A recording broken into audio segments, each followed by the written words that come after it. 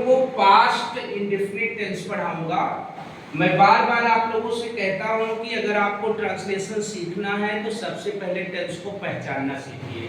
जैसे past indefinite tense है तो जिस सेंटेंस के अंत में ता थे, ती थी, ते थे या ई उ ए अथवा डिड का प्रयोग हुआ हो तो वह पास्ट इंडेफिनिट टेंस होता है।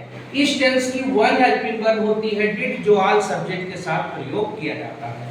आइए हम लोग ट्रांसलेशन करना सीखते हैं। सबसे पहले अफर्मेटिव सेंटेंस का, मैं कल स्कूल गया। मैं कल स्कूल गया, यह आपका कौन सा टेंस है?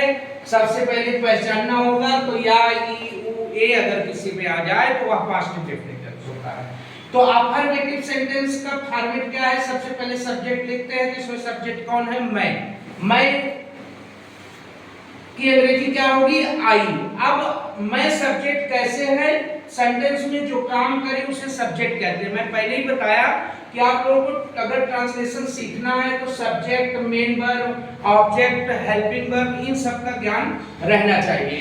तो सबसे पहले आप सब्जेक्ट लिखेंगे। सब्जेक्ट आई है। कैसे? क्योंकि यहाँ पर मैं काम कर रहा है, जो काम करे उसे सब्जेक्ट कहते हैं। उसके बाद मेन वर्ब का सेकंड फॉर्म वेंट। अब गया, गो माने जाना होता है, और उसका सेकंड फॉर्म गो, वेंट, गॉन। तो वेंट होता है तो आपने वेंट टू स्कूल लिखा, और अंत में कब गया? कल। कल का मतलब क्या होता है? स्टडी। इसी तरीके से मैं क्रिकेट खेलता था, I played a cricket. Negative sentence का भी फॉर्मेट नीचे लिखा गया है। Subject, helping verb, not, main verb का फर्स्ट फॉर्म, ऑब्जेक्ट।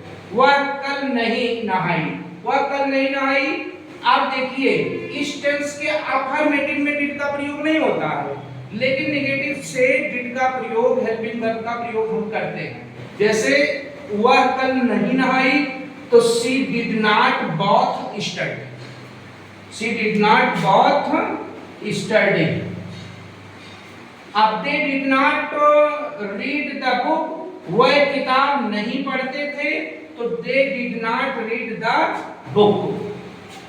अब इस तरीके से इंट्रोगेटिव सेंटेंस है। सबसे पहले क्वेश्चन वर्ड, फिर हेल्पिंग वर्ब, फिर सब्जेक्ट, फिर मेन वर्ब का फर्स्ट फॉर्म, फिर ऑब्जेक्ट।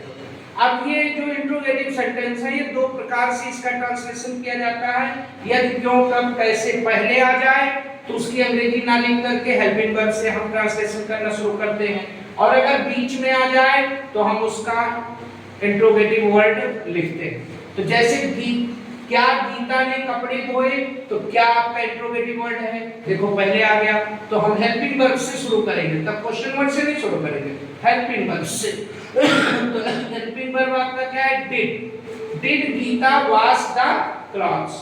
इसी तरीके से हरी ने कल क्या खाना खाया, तो क्या आपका इंट्रोगेटिव वर्ड है? तो ये बीच में आ गया, किसकी अंग्रेजी हम लिखेंगे, पहले आएगा तो नहीं लिखेंगे।